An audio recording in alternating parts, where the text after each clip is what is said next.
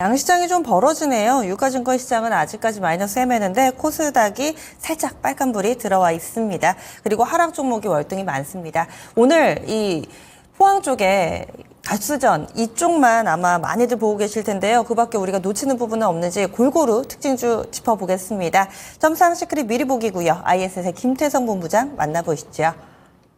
일단 6월달 들어오면서 굉장히 시장의 난이도가 높아져 가고 있는 상황인 것 같습니다. 반도체만 봐도 굉장히 머리가 어지러운 상황에 또 유전, 가스전까지 지금 우리가 체크를 해야 되다 보니 굉장히 많은 종목군들을 돌아볼 수밖에 없는 그러한 거래일이 아닌가 생각이 듭니다.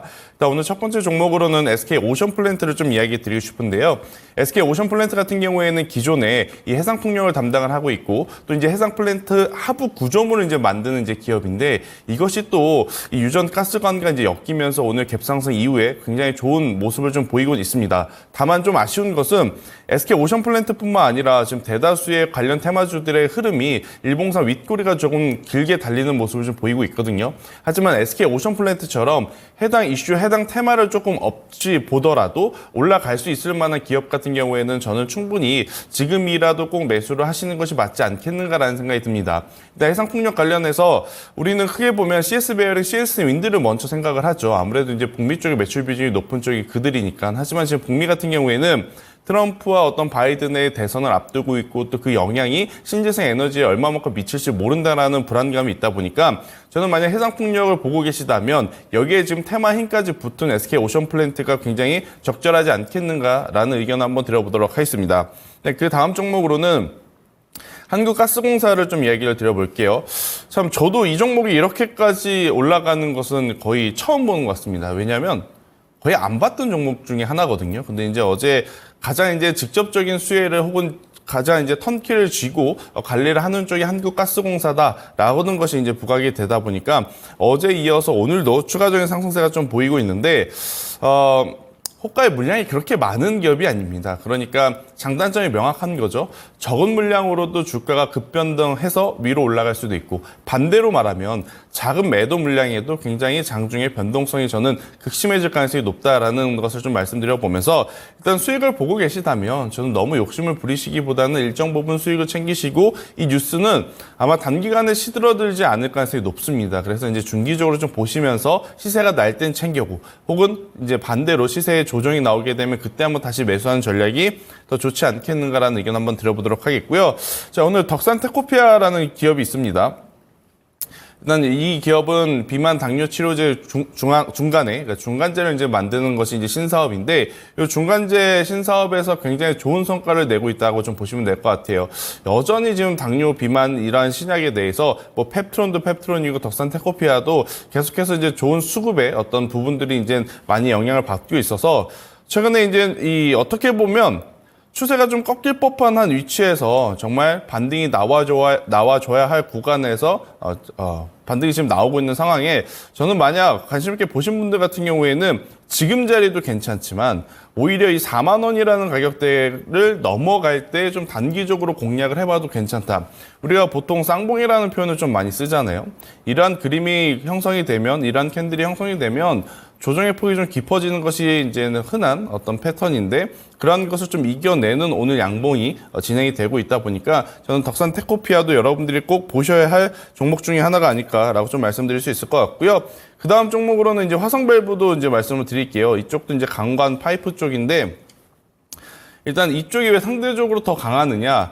결국에 이제 그 땅에 묻혀있는 에너지를 밖으로 끌어내야 되는데 방법이 이제 FLNG라는 방법이 있죠. 해상 부유 어떤 추출 방식이 있고 그냥 직접적으로 파이프를 꽂아서 이제 추출하는 방식, ENG 방식이 있는데 바로 이 ENG 방식이 지금 어떻게 보면 우리 자원에 더 합리적이고 가격적으로 더 유리하다라는 이야기가 나오다 보니까 강관업체들 혹은 피팅류 업체들이 더 유리한 지금 모습을 보이고 있다라고 좀 보시면 될 것 같고 또 과거 이력이 화려하죠. 그러니까 러시아 관련한 이 천연가스 배관 관련 부품도 이제 납품을 했던 이제 화성밸브이다 보니 관련주에 이제 가장 대장으로 지금 올라서고 있는 모습이고 다른 기업들이 윗꼬리를 달리는 반면에 이제 화성밸브 같은 경우에는 여전히 지금 시세가 좋습니다. 그러면 이쪽은 화성밸브를 사는 것보다는 2등주, 3등주를 보셔야겠죠. 화성밸브가 현재 구간을 유지해준다면 2등주, 3등주 다음 강관업체들도 저는 충분히 더 올라갈 가능성이 높다라고 좀 말씀드릴 수 있을 것 같고요.